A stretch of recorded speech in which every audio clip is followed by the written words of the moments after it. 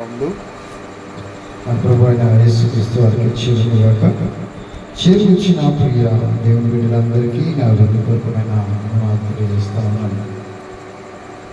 పరిశుద్ధ గ్రంథంలో నుండి దేవుని యొక్క వాక్యాన్ని మనం చదువుకుందాం. యెషయా రాసిన గ్రంథం 61వ అధ్యాయం మొదటి నుంచి కొన్ని మాటలు మనం చదువుకుందాం. ప్రభువుకు యెహోవా ఆత్మ నా మీదికి వచ్చి ఉన్నది. దీనులకు సువర్తమానము ప్రకటించుటకును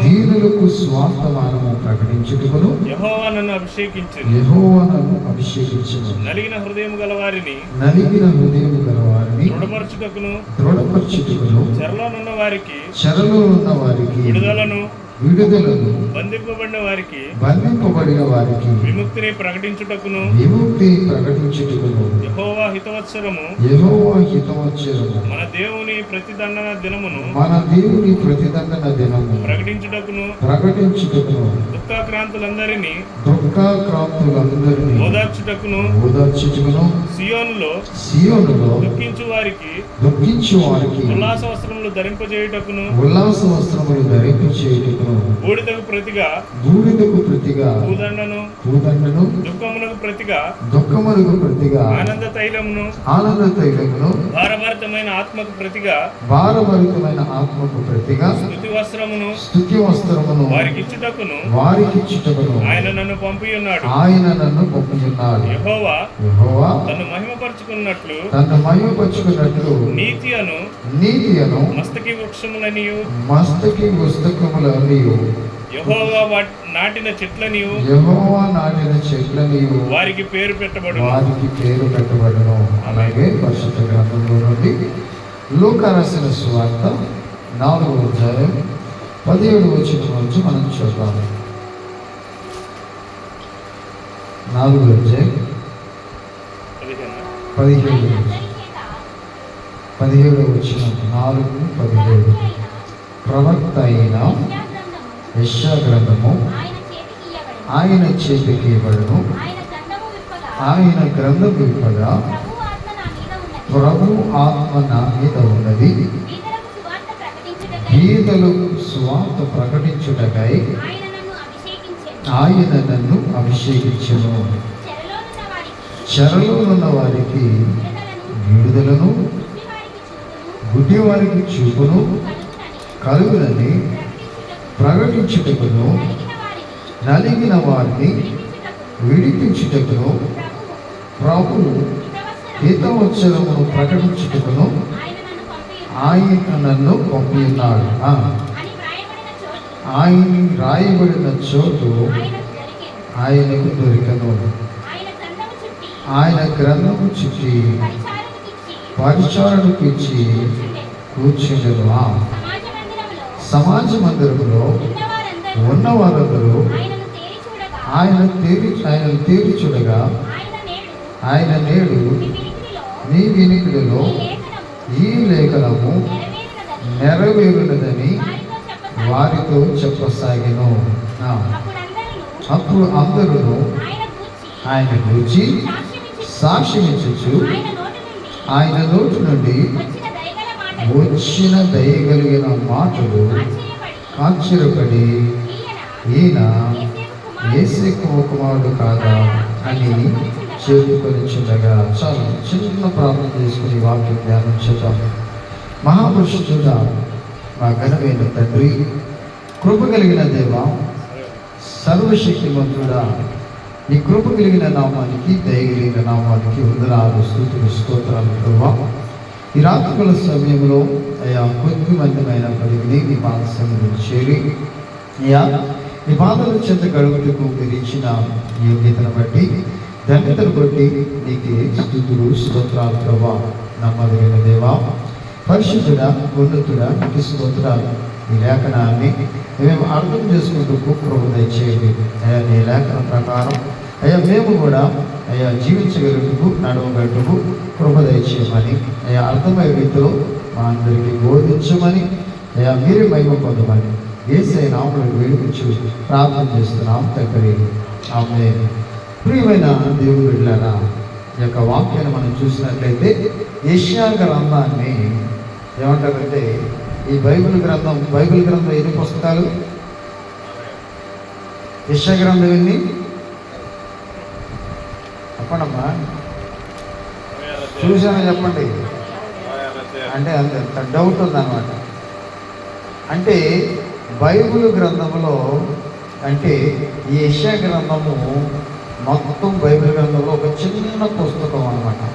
అంటే యెషయా భక్తుడు ఎలా రాశాడంటే సృష్టి ఆరంభము నుంచి దేవుడు రాకడ వరకు, పరలోకం వరకు ఈ 66 అధ్యాయాలలో యెషయా భక్తుడు ప్రవక్తకి దేవుడు ఇచ్చిన దర్శనాన్ని బట్టి ఈ యొక్క యెషయా గ్రంథాన్ని రాశాడు. ఈ సందర్భం చదువుకున్న సందర్భాన్ని మనం ఒకసారి చూస్తే ఈ మాటలు యేసు ప్రభువుని గురించి రాయబడిన మాటలు. అంటే కొన్ని సంవత్సరాల క్రితమే యేసుక్రీస్తు ప్రభువారు ఈ లోకానికి వస్తాడని, ఈ లోకంలోనికి వచ్చి అందరికీ స్వార్థ ప్రకటిస్తాడని, ఎవరైతే స్వార్థ తెలియదో తెలుసుకోవటానికి దేవుడు వచ్చి లోకంలోనికి వచ్చి స్వార్థను ప్రకటిస్తాడని ఆనాడే యెషయా భక్తుడి ద్వారా రాయించబడిన మాటలు మనం నేర్చుకుంటా ఉన్నాం. ఆ మాత్రమే కాకుండా ఆయన వచ్చి ఆ మాటలను నెరవేర్చిన సందర్భాన్ని కూడా మనం లోకాసువార్తలు మనం చూస్తూ ఉన్నాం. ఈ యెషయా భక్తుడు ఏం రాయించాడో మనం గమనించినట్లయితే ఇక్కడ అన్నాడు, యేసు ప్రభు మాట్లాడుతూ ఉన్నాడు, ప్రభువు యెహోవా ఆత్మ నా మీదకి వచ్చిచున్నది అంటున్నాడు ఇక్కడ. అంటే దేవుని యొక్క ఆత్మ అంటే ప్రభువే మాట్లాడుతూ ఉన్నాడు. అంటే యేసు ప్రభు వారు ఈ మాటలు మాట్లాడుతున్నాడు. ఏమన్నాడు? యెహోవా ఆత్మ నా మీదకి వచ్చుచున్నది. దేనికి వచ్చిందంట దేవుని యొక్క ఆత్మ? ఏంటంట? చదవండి. దీనులకు స్వార్థమానమును ప్రకటించుటకు. ఎవరికంట? దీనులు. ఎవరు దీనులు? ఇప్పుడు ఎవరు దీనులు అంటాం మనం?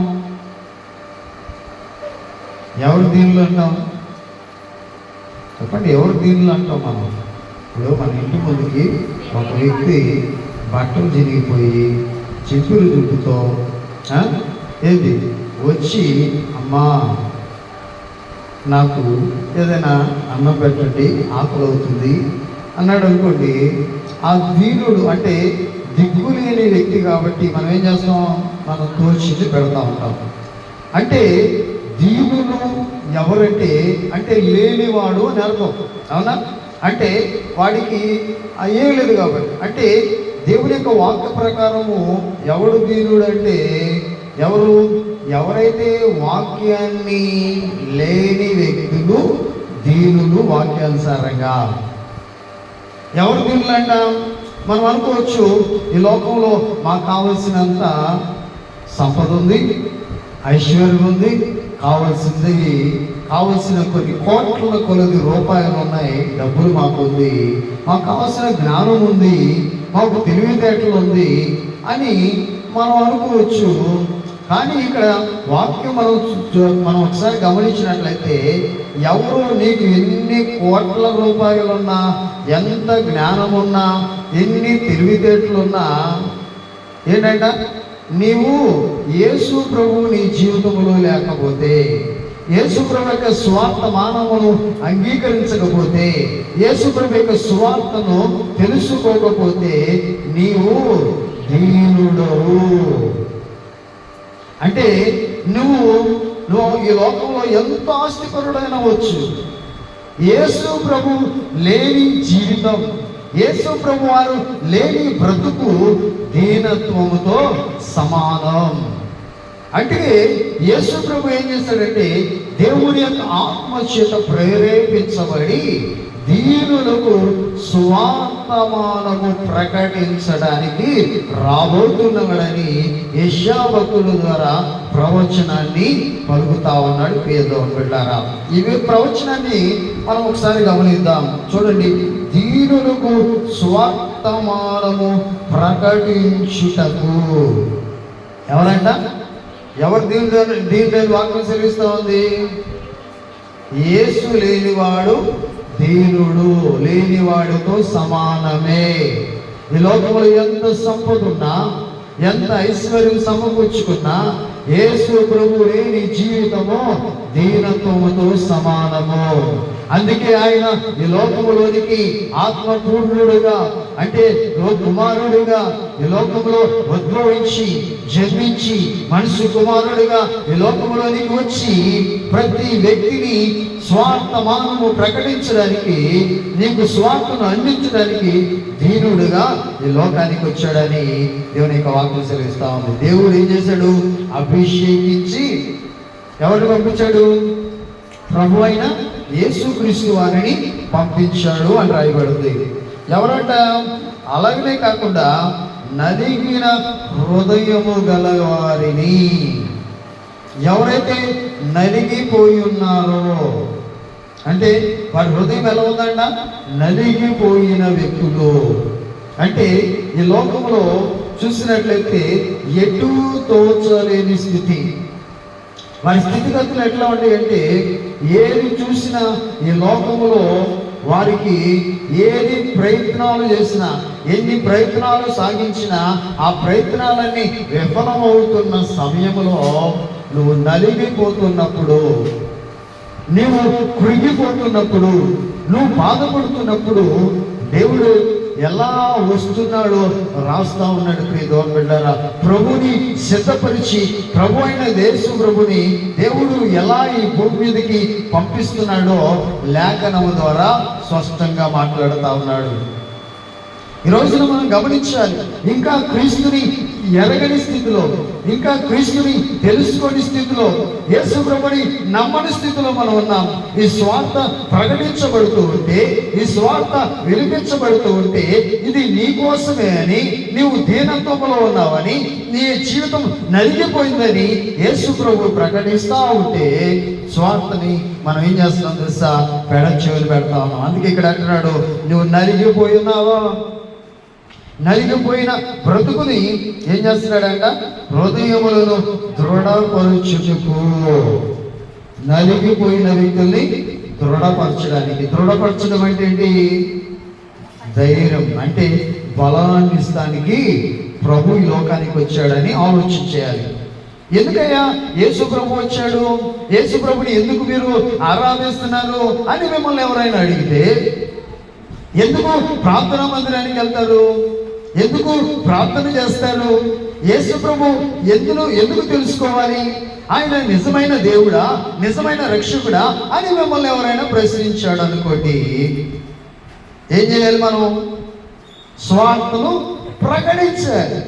ఎవరైతే దీనత్వములో ఉన్నారు, అంటే యేసు ప్రభుని ఎరగని బిడ్డలుగా ఉన్నారో వారికి స్వార్థను ప్రకటించాలి. ఎవరైతే నలిగిపోయినారో, కృంగిన స్థితిలో ఉన్నారు, ఇబ్బందులో ఉన్నారు, కష్టాలలో ఉన్నారు, బాధలలో ఉన్నారు, వారిని ఏం చేయాలి? దృఢపరచటం, ధైర్యపరచటం, బలపరచడానికి యేసు ప్రభు వచ్చాడని ఈ లోకంలో మనం తెలియచేయాలి. ఇంకేమన్నాడు? చెరలోనున్న వారికి విడుదల. ఎవరంట? చెరలో ఉన్న వారికి విడుదల. ఏ చెరలో ఉన్నాం? లోక అధికారి చెరలో బంధించబడిపోయారు. లోకమనే అధిపతి, ఈ లోకమనే అధికారి చేతిలో బంధించబడిన వ్యక్తులని విడిపించడానికి యేసు ప్రభువారు ఈ లోకానికి వచ్చాడని మనం చాటాలి. మేము ఎప్పుడు చెరలో ఉన్నామయ్యా? చెరలో ఉండడం అంటే ఏంటి? ఇప్పుడు మనిషి అందరూ పాపములు చేసి దేవుడు అనుగ్రహించు మహిమను పొందలేకపోతున్నారని వాక్యం సెలవిస్తుందా లేదా? ప్రతి మానవుడు ఈ భూమి మీద బ్రతుకుతున్న ప్రతి వ్యక్తి పాపము చేశాడు. ఎలా పాపం చేశాడు?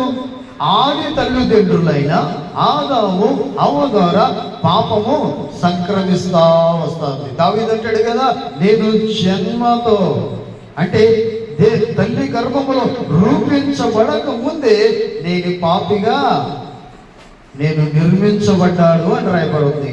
ఈ పాపానికి పరిహరించబడాలంటే ఈ పాపం అనే చెరలో ఉన్న వారిని దేవుడు ఏం చేశాడంట? విడుదల కలిగించడానికి, చెరలో ఉన్న వారిని విడుదల, బంధించబడిన వారిని విముక్తి కలిగించడానికి, ఈ లోకమనే బంధకాలలో బంధించబడిన వారికి విముక్తినివ్వటానికి యేసు ప్రభు వచ్చాడు. ఇంకా మనలో కూడా అర్థం కావట్లా. యేసు ప్రభు ఎందుకు వచ్చాడో తెలుసుకోకుండా మనం ఏం చేస్తూ ఉంటాం? ప్రార్థనలకు వెళ్తూ ఉంటాం, ఆరాధనలకు వెళ్తూ ఉంటాం. అంటే మనము వెళ్తూ ఉంటాము, కానీ ఏం చేస్తున్నాం? మనం తెలుసుకోవట్లేదు.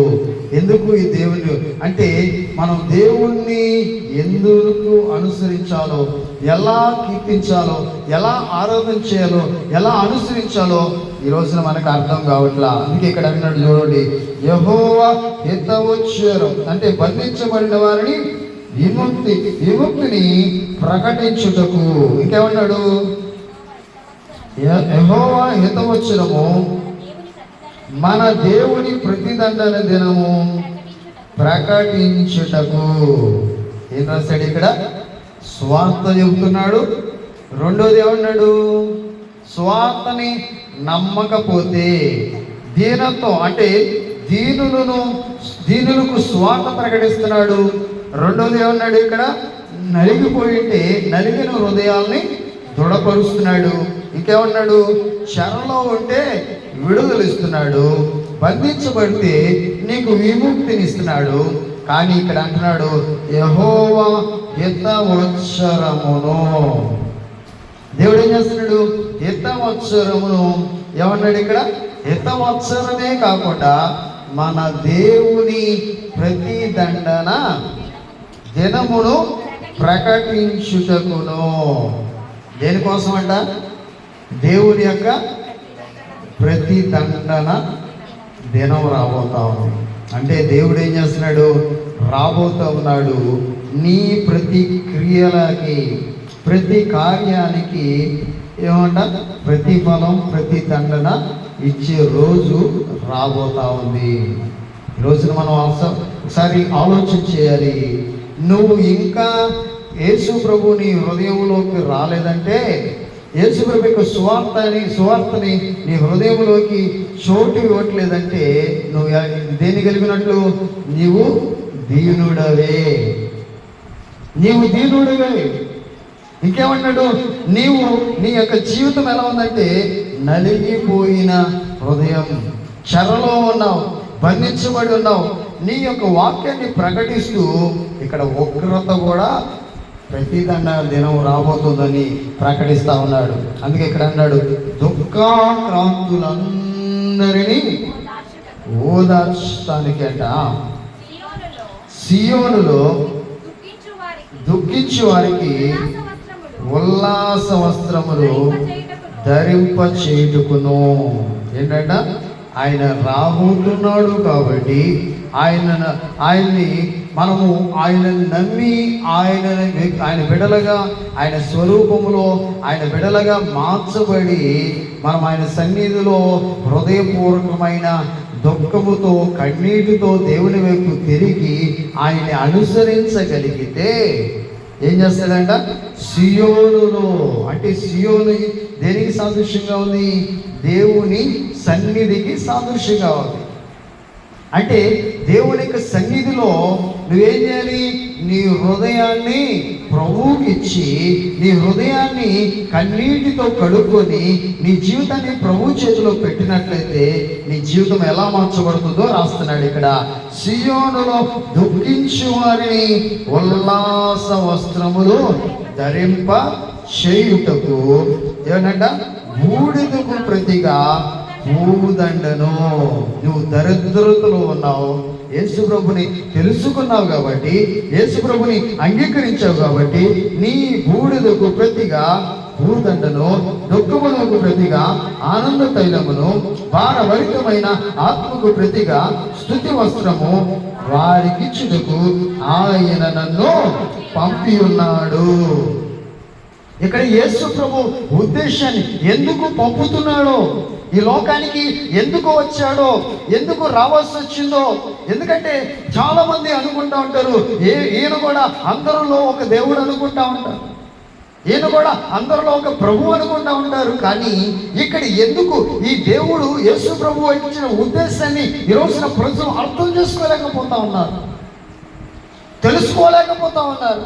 ఇక్కడ అంటున్నాడు, ప్రియ దేవుని బిడ్డలారా, నువ్వు బలహీనం, నువ్వు నలిగిన జీవితంతో ఉంటే, నువ్వు చెరలో ఉన్నప్పుడు, బంధించబడి ఉన్నప్పుడు దేవుడు ఏం చేశాడంటే నీకు హితవత్సరాన్ని ప్రకటించి దేవుని యొక్క రాకడ రాబోతుంది, ఆ రాకడలో నువ్వు సిద్ధపడి నీ జీవితాన్ని మార్చుకొని ప్రభు వైపు నువ్వు తిరిగినట్లయితే, ఏంటంట, ప్రభు సన్నిధిలో నువ్వు ఉండినట్లయితే, నీవు నీ జీవితాన్ని ప్రభుకి అప్పగించినట్లయితే ఉల్లాస వస్త్రాలు ధరించజేయటమే కాకుండా ఏమన్నాడు, బూడిదకు ప్రతిగా పూదండను, దుఃఖములకు ప్రతిగా ఆనంద తైలమును, భారభరితమైన ఆత్మకు ప్రతిగా స్తుతి వస్త్రములు వారికిచ్చుటకు ఆయన నన్ను పంపి ఉన్నాడు అంటున్నాడు. ఇక్కడ ఎందుకు పంపాడంటే యేసు ప్రభుని ఎందుకు పంపాడంట? మనం ఏమనుకుంటాం తెలుసా? ఈ లోక సంబంధమైన ఆ వస్త్రాలు, ఈ లోక సంబంధమైన ధనాలు అనుకుంటున్నాం. ఈ లోక సంబంధమైన ఏంటంటే ధనాన్ని ఎక్కువగా పోగేసుకొని దాచుకున్నా ఏమవుతుంది? ఆ ధనం పాడైపోయి చెమటలు కొడుతుంది. లేకపోతే ఏం చేస్తాడు, ఆ మోడీ గారు ఏం చేస్తాడు, ఎంత దాచుకుంటే బాబు ఇది ఈ నోట్ తీసేస్తాను, రద్దు చేసేస్తాను అంటాడు. ఏమైపోయిందా? అది ఇంత వాల్యూ మార్చుకోవాలని బ్యాంకులో ఇస్తాడు. ఆ వాల్యూకి మించితే ఏమైపోయిందా? ధనం పనికొచ్చిందా? ఇప్పుడు ఉదాహరణకి ఒక 50,000 మాత్రమే మీరు మార్చుకోవడానికి నేను ఎలిజిబుల్ ఇస్తున్నా. నువ్వు ఒక 5 లక్షలు దాచుకున్నావు అనుకోండి, ఏమైంది? వేస్ట్ అయిపోయిందా లేదా? అంటే ఇక్కడ ఒకసారి ఆలోచించాలి ప్రియ దేవుని బిడ్డలారా, మనం యేసు ప్రభు అంటున్నాడు, మన జీవితాన్ని ఎలా ఆయన ఉన్నతమైన స్థితిలోనికి తీసుకొని వస్తాడో, ఎలా మన జీవితాన్ని మారుస్తాడో. మన జీవితము దుఃఖముతో ఉన్నప్పుడు మనకి ప్రతిగా ఆనంద తైలాన్ని ఇచ్చే విధంగా, మనకి భారభరితమైన ఆత్మకు ప్రతిగా స్తుతి వస్త్రమును వారికి ఇచ్చుటకు ఆయన నన్ను పంపి ఉన్నాడు. యెహోవా తన్ను మహిమపరుచుకున్నట్లు నీతిగాను మస్తకి వృక్షమయు యెహోవా నాటిన చెట్లనియు వారికి పేరు పెట్టబడును. ఏంటంట? మనం దేవునిలో నాటబడిన చెట్లు. అందుకే మనం చూసినట్లయితే దేవుడు ఏం చేస్తున్నాడు, ఆయన చెట్లు అంటే వాక్యం సెలవిస్తూ ఉంది కదా, ఎప్పుడైతే మనం ఆయనలో నాటబడతామో మన జీవితాలు ఏమవుతాయి? ఫలిస్తాయి. ఎందుకంటే కీర్తన కూడా చెప్తున్నాడు కదా, ఆకు వాడక తన కాలం ముందు ఫలమిచ్చు చెట్టు వలె ఉండును, అతడు చేయనదంతయు సఫలమగును అని రాయబడింది. అంటే ఎప్పుడు సఫలమైంది? ఆయన యోరన నాటబడినట్లయితే. అందుకే ఇక్కడ యేసు ప్రభు వారు రాస్తూ ఒక దినాన ఏం చేశాడంటే, మందిరంలో ఉన్నప్పుడు ఆ లేఖనం అక్కడ రాయబడిందట. ఆ లేఖనం రాయబడిన మాటను ఆయన చదువుతూ ఈ మాటని అక్కడ నెరవేరుస్తానికి ఈ భూమి మీదకి వచ్చాడు. భూమి మీదకి వచ్చి ఏం చెప్పాడు? ఆయన గ్రంథాన్ని విప్పగా ఏమైంది? ప్రభు యొక్క ఆత్మ నా మీద ఉన్నది అంటున్నాడక. ఎప్పుడైతే ప్రభు యొక్క ఆత్మ ఆయన మీద ఉన్నదో ఏమన్నాడు ఇక్కడ? పేదలకు సువార్త ప్రకటించుటకై. ఎవడు పేదోడు? వాక్యం తెలియనోడు పేదోడు. మనం అనుకుంటాం ఈ వాక్యం దీన్ని బట్టి ఏమనుకుంటాడు? పేదోళ్ళంటే ఆ పేదలంటే ఎవరు? ఏమనుకుంటా ఉంటాం మనం? పేదలంటే ఏమనుకుంటాం? ఆ గొప్ప గొప్ప జాతులు కాదు, మాకు కాదయ్యా, ఇది ప్రకటించేది మాకు కాదు అనుకుంటా ఉంటారు. ఎవరో ఒక కమ్యూనిటీకే, ఈ కమ్యూనిటీ వాళ్ళు మాత్రమే, వాళ్ళ కమ్యూనిటీ దేవుడే అనుకుంటా ఉంటాడు. దాని అర్థం అది కాదు. ఒక కమ్యూనిటీ కాదు. యేసు ప్రభు అందరికీ ప్రభు, అందరికీ దేవుడు. ప్రతి మానవుడికి, భూమి మీద జన్మించిన ప్రతి మానవుడి కోసం, ప్రతి మానవాళి కోసం ఆయన ఈ లోకంలోనికి వచ్చి ప్రాణం పెట్టాడనేది జ్ఞాపకం చేసుకోవాలి. ప్రియ దేవుని బిడ్డలారా, ఇక్కడ అన్నాడు ఎవడు పేదోడంట. ఎవరో వాక్యం ఎవడైతే తెలియదో, ఎవరైతే వాక్యాన్ని పెడచెవిన పెడతాడో, వాక్యాన్ని వినడో, వాక్యాన్ని ప్రకారం జీవించడో, వాక్యం ప్రకటిస్తున్నా, వాక్యం వినబడుతున్నా హృదయాన్ని ఇవ్వని వాడు పేదవాడు. యేసు ప్రభు వచ్చిన ఉద్దేశం అది. యేసు ప్రభు నీ యొక్క జీవితంలో లేకపోతే నువ్వు పేదవాడువే. నువ్వు అనుకోవచ్చు, నాకు మంచి వస్త్రాలు ఉన్నాయి కదా, మాకు మంచి ఇల్లు ఉంది కదా, మాకు కోట్ల కొలది ఆస్తులు ఉన్నాయి కదా, పొలాలు ఉన్నాయి కదా, భూములు ఉన్నాయి కదా, మా నాన్నకి మంచి సంపాదన ఉంది కదా, మంచి శాలరీ ఉంది కదా. నువ్వు అనుకోవచ్చు, నీకు ఎన్ని కలిగి ఉన్నా ఈ లోక సంబంధంలో అన్ని ఇక్కడ విడిచిపెట్టాల్సి ఉంది, అన్ని ఇక్కడ వదిలేయాల్సింది. కానీ యేసు ప్రభుని కలిగి ఉంటే, యేసు ప్రభు నీతో ఉంటే నీ జీవితము పరలోక రాజ్యంలో స్థిరపరచబడుతుంది. అందుకే ఇక్కడ అన్నాడు, యేసు ప్రభు వచ్చిన ఉద్దేశాన్ని చెప్తా ఉన్నాడు. పేదలకు, ఎవరైతే యేసుని ఎరగని వారు, యేసుని తెలుసుకునే వారు, తెలియని వారికి తెలియచెప్పడానికి యేసు ప్రభు ఈ లోకానికి వచ్చాడు. పేదలు అంటే ఈ లోక సంబంధమైన ధనం కాదు. ఎవరైతే యేసు ప్రభు వారి జీవితంలో లేదో వాళ్ళు పేదలు, వాళ్ళు పేదలు. అది ఇక్కడ రాస్తున్నాడు. అందుకే అంటాడు ఆయన నన్ను అభిషేకించెను అని రాస్తూ ఇక్కడే ఉన్నాడు. ఇక్కడ చెరలోనున్న వారికి విడుదల. మనం రకరకాల చెరలో, ఇప్పుడు ఏదైనా తప్పు చేసామనుకోండి, ఏం చేస్తారు? లోకంలో తీసుకెళ్ళి ఏం చేస్తారు? చెరసాల్లో వేసేస్తారు, అవునా? ఇప్పుడు ఈ చెర ఏం చేశాడు? అపవాది ఏం చేశాడంటే ఒక చెరలో పెట్టాడు అనమాట. ఎలాంటి చెర అంటే, ఇప్పుడు ఆ ఉదాహరణకి ఎక్కున్నాడు అనుకోండి, ఏం చేస్తాడు? బొమ్మలు చూడకుండా అస్సలు ఉండలేడు అనమాట. ఉదాహరణకి సెల్ ఫోన్ ఆడకుండా, పట్టుకోకుండా ఉండలేడు అనమాట. అంటే అపవాది ఏం చేశాడు? వాడిని ఎక్కడ పెట్టాడు? సెల్ ఫోన్లో బంధించేశాడు, అవునా? సెల్ ఫోన్లో బంధించేశాడు. అంటే అట్లాగా బంధించబడిన ఏ వ్యక్తినైనా ఆయన ఏం చేశాడంటే విడుదల కలిగించడానికే ఈ లోకానికి వచ్చాడు. ఎప్పుడు విడుదల వస్తుంది? ఎప్పుడు వస్తుంది? ఇప్పుడు ఉదాహరణకి సెల్ ఫోన్ నుంచి విడుదల రావాలనుకోండి పిల్లలకి, ఎప్పుడు వస్తుంది? యేసు ప్రభు సువార్త, యేసు ప్రభు ఎప్పుడైతే ఆ వ్యక్తిలోకి ప్రవేశిస్తాడో ఏమైపోయింది? ఈ చెరలో అపవాది ఏం చేశాడు? నిన్ను బిగించేశాడు కదా, నిన్ను బంధించేశాడు కదా, నీ సెల్ ఫోన్లో అంటే నిమగ్నం అయిపోయేటట్లు నిన్ను చేశాడు కదా. ఎప్పుడైతే యేసు ప్రభు వస్తాడో ఈ సెల్ ఫోన్ అంటే నీకేమొస్తుంది తెలుసా? విరక్తి పుట్టింది.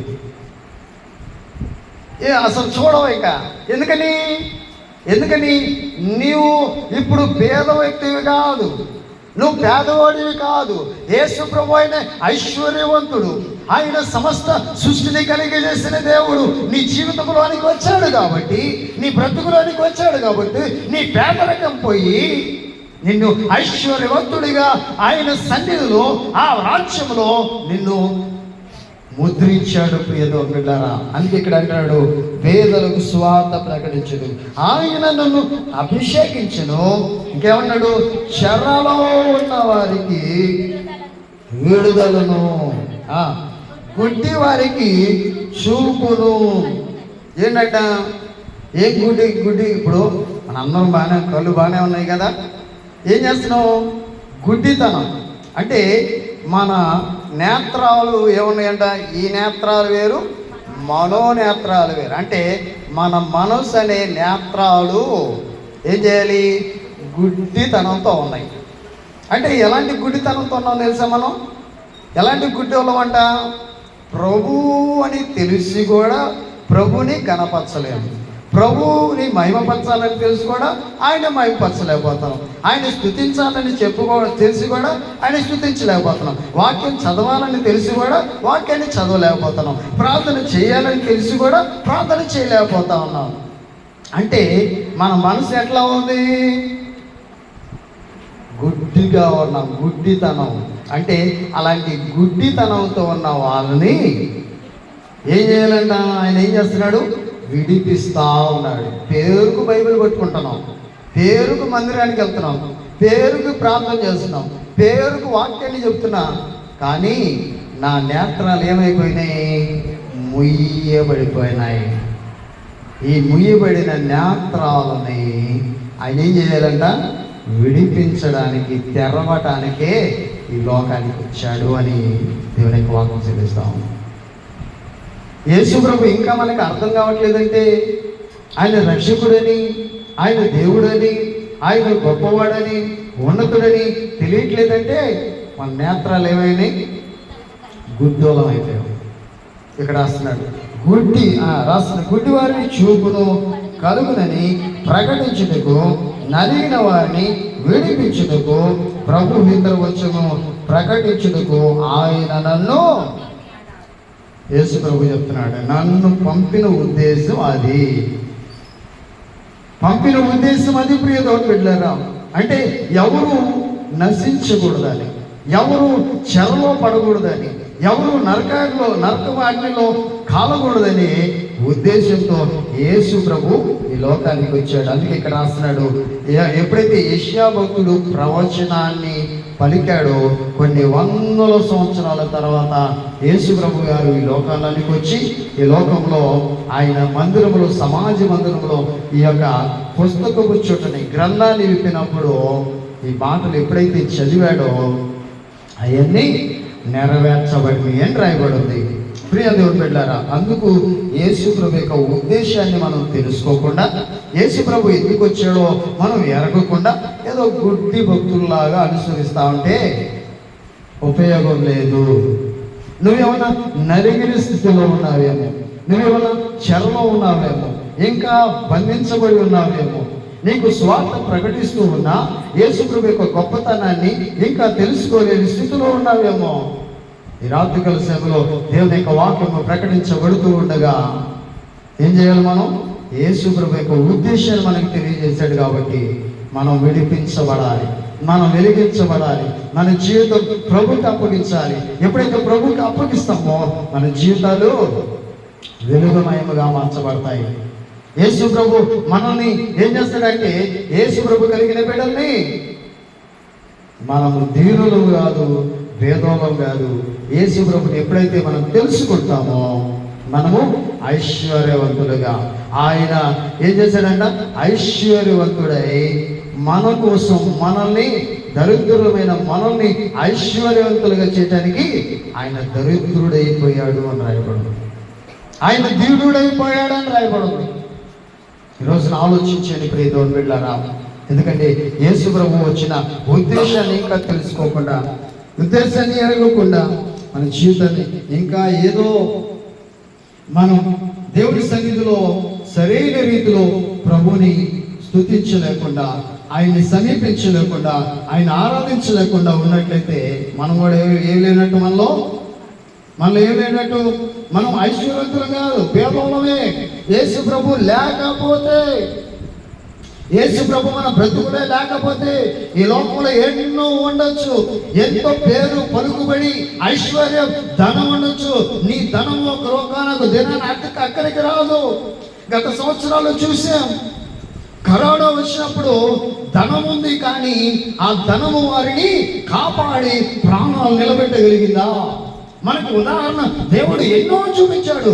ఎంతో మంది ఐశ్వర్యవంతులు, కోట్ల ఆస్తి కలిగిన వాళ్ళు ప్రాణాన్ని నిలబెట్టుకోలేకపోయారు.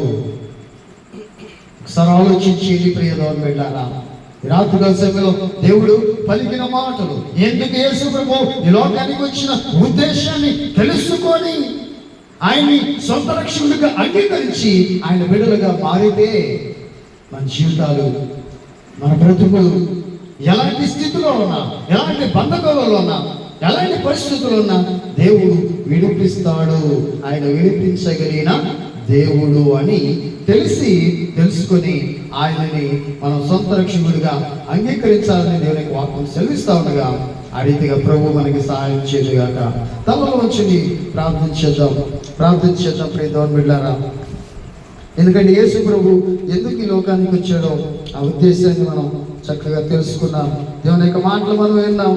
ప్రియ దేవుని బిడ్డలారా, ప్రార్థించేద్దాం. ప్రభువా, నేను ఇంకా చెరలో ఉంటే, ఇంకా నాయన నీ వాక్యము తెలియని భేద స్థితిలో ఉంటే దయతో నన్ను క్షమించు ప్రభువా. అయా తండ్రి, నన్ను క్షమించు. నీ సన్నిధిలో నాయన, నీ సన్నిధిలో నేను నా జీవితాన్ని మార్చుకుంటాను. అయా నా బ్రతుకుని మార్చుకుంటాను ప్రభువా అని దేవుని అడుగుదాం. ప్రియదేవుని బిడ్డలారా, ఎందుకంటే దేవుడు ఇచ్చిన ఉద్దేశాన్ని ఎరగకుండా మనం ఎంత భక్తి చేసినా ప్రయోజనం లేదు. నువ్వు ఇంకా చెరలోనే ఉంటే, ఇంకా నువ్వు బంధించబడి ఉంటే, ఇంకా నీ జీవితం ప్రభుకి ఇవ్వకుండా, ప్రభుకి నీ బ్రతుకుని ఇవ్వకుండా ఏదో భక్తి చేస్తా, ఏదో నేను వెళ్తున్నాను దేవుని మందిరానికి, ప్రార్థన చేస్తున్నాను, వాక్యం చదువుతున్నాను, వాక్యం ధ్యానిస్తున్నాను అంటే కాదు. నిన్ను బంధించబడి ఉన్నావు. అనేకమైన కట్లతో బంధించబడిన నిన్ను దేవుడు విడిపించడానికి, నీ జీవితాన్ని మార్చడానికి ప్రభు ఈ లోకానికి వచ్చాడని ఒకసారి ఆలోచించే ప్రభుని అంగీకరించు. ఆయన గొప్ప దేవుడని నువ్వు ఈ లోకం గురించే ఆలోచిస్తున్నావు, కానీ ఈ లోకం విడిచిన తర్వాత నీ స్థితి ఏమవుతుందో, నీ బ్రతికి ఏమవుతుందో నీకు తెలియదు. కాబట్టి ఈ లోకం విడవక ముందే యేసుని అంగీకరిస్తే, యేసు ప్రభువుని తెలుసుకుంటే ఎంత మంచిది ఒకసారి ఆలోచించండి. ప్రార్థించేద్దాం.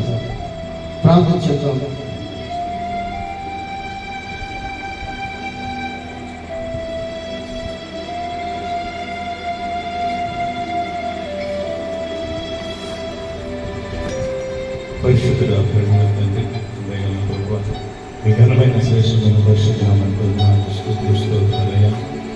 గడిచిన ప్రభుదినం నుండి ప్రభుదినం వరకు మీరు ఎక్కడ భద్రపరిచి ఈ పరిశుద్ధ పొందుతారు. ప్రభుదినముడు సాయంత్రం సమయంలోనైనా మీ పాదాలు చెంత చేరి మేము స్తుతించి మహింపరిచి కృపనిచ్చినందుకు స్తోత్రాలు చెల్లిస్తున్నాం. నేను ఏప్రిల్ నెలంతా మీరు ఎక్కడ భద్రపరిచి మే నెలలోకి మమ్మల్ని నడిపించిన దేవా స్తోత్రాలు చెల్లిస్తున్నాం.